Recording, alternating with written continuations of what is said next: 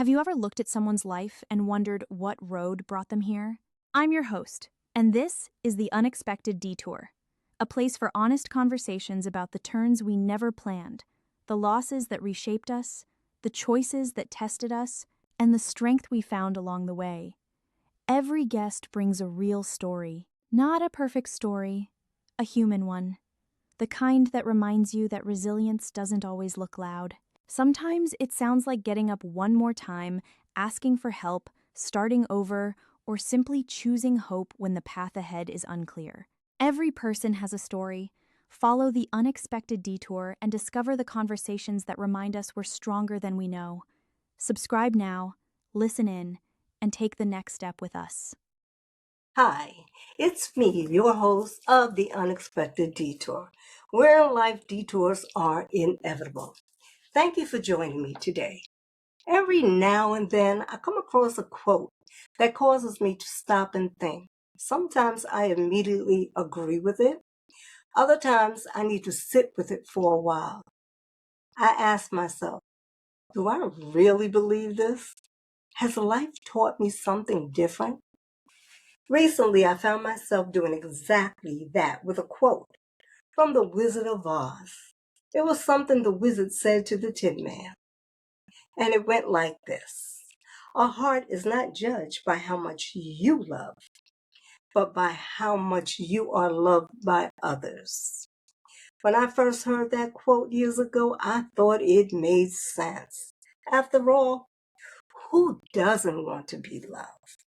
We all long to be accepted, appreciated, and valued. Being loved is one of the greatest gifts we can experience. But the more I reflected on those words, the more I realized something. I disagree. Not because being loved isn't important, it absolutely is. Love is one of God's greatest blessings. We were created for relationships, for family, for friendships, and for community. What I disagree with is the idea that the value of our hearts should be determined by how much love we receive from other people. Think about that for a moment.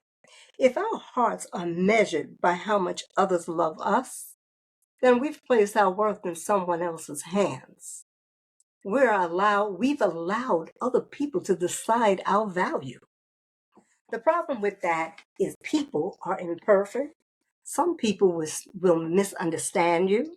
Some people will never appreciate your kindness. Some people will walk away.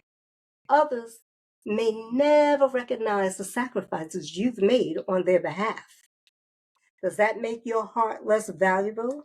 I don't believe it does. I believe the truest measure of a heart is not found in how much love it receives, but in its willingness to love with sincerity, grace, and compassion, even when nothing is guaranteed in return. That's a much more difficult kind of love. Anyone can love when love is returned. It's easy to be kind to people who are kind to us. It's easy to forgive when someone sincerely apologizes. It's easy to encourage someone who has encouraged you. But life doesn't always work that way. Sometimes you love people who never love you back. Sometimes you remain loyal only to experience betrayal. Sometimes you're the one making the phone calls, checking in, praying, encouraging, giving your time, while no one seems to notice what you're carrying. Those moments have a way of testing us, not because they change who we are, but because they reveal who we are. That's when our character is exposed. Do we become bitter? Do we stop trusting everyone? Do we decide that kindness no longer matters? Or do we continue becoming the person God is shaping us to be? Now, let me pause here because this is important. Choosing to love does not mean allowing people to mistreat you. Love and boundaries can exist together. In fact, healthy boundaries are often one of the greatest expressions of self-respect and wisdom. There are relationships we simply have to step away from. There are conversations we no longer need to have. There are environments that no longer contribute to our growth. Walking away doesn't mean you stop loving. Sometimes it simply means you've decided to protect your peace God has given you. I've learned that one of the hardest lessons in life is realizing you can genuinely love someone while also recognizing they no longer have access to your life. Those two things can't exist. As I reflected on that quote, I couldn't help but think about Jesus. Jesus loved people who misunderstood him. He loved people who doubted him. He loved people who rejected him.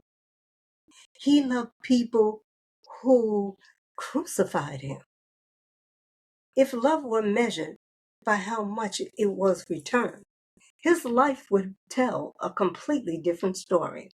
Instead, his life teaches us that love is measured by what we choose to give, not by what we receive. His compassion wasn't dependent upon people's approval. His grace wasn't dependent upon their gratitude.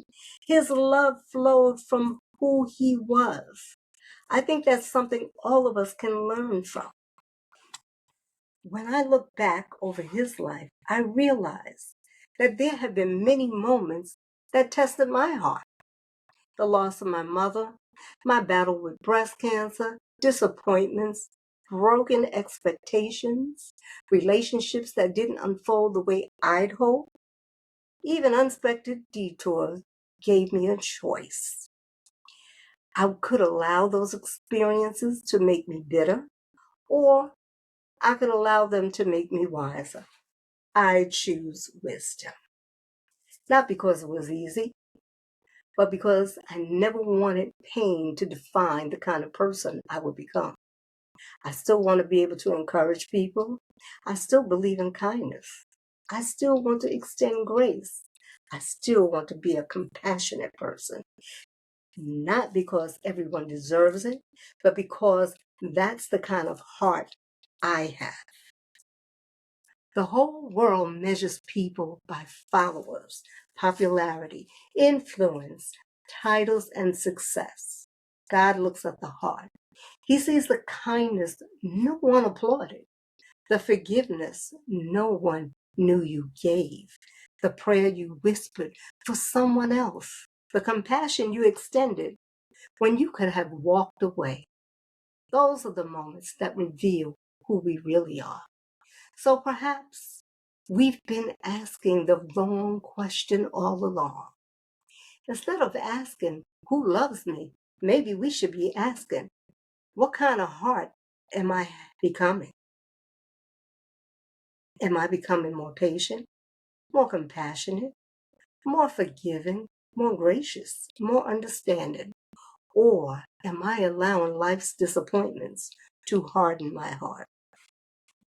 Because at the end of the day, I believe the truest measure of a heart is not found in how much love it receives, but in its willingness to love with sincerity, grace, and compassion, even when nothing is guaranteed in return.